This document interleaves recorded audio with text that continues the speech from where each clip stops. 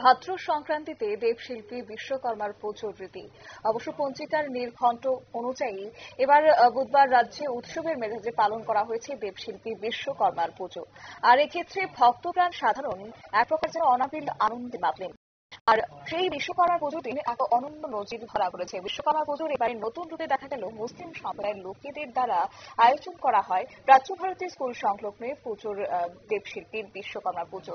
এবং সেক্ষেত্রে একজন মুসলিম সম্প্রদায়ের আবু খাজর মিয়া তিনি আজকের এই পুজো নিয়ে বিস্তারিত তথ্য তুলে ধরেছেন। কি বললেন তিনি শুনুন।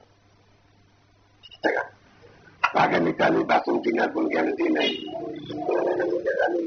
অনেক অনেক ধন্যবাদ দিই। আমি মারা গেলেও আপনারা এটা পালন করবেন। কোন জাত বিচার নাই, হিন্দু মুসলমান সবাই বিশ্বকর্মার নিয়ে চলে। এটা লেগে আমি কেউ হিংসা করি না। আমি আজ ৬০ বছর ধরে করতেছি, তারা আমাকে অনেক সাহায্য করেছে। এই এলাকার লোকের আমি ধন্যবাদ দিই, শান্তি কামনা করি। পূজা প্রমাণের আপনারা শুনলেন ওনার বক্তব্য, অর্থাৎ জাতি ধর্ম বর্ণ নির্বিশেষে বিশ্বকর্মা পুজোর আয়োজনে ব্রতী হন সকলেই। এবং সেই নিরিখে মুসলিম সম্প্রদায়ের পক্ষ থেকে দেবশিল্পী বিশ্বকর্মা পুজোর আয়োজন করা হয়েছে। মূলত বিগত ৪ বছর ধরে এই বিশ্বকর্মার আয়োজন করছেন তারা, এমনই কিন্তু আজ জানানো হয়েছে। এই নিয়ে ছোট্ট একটি বিজ্ঞাপন বিরতির সঙ্গে থাকুন।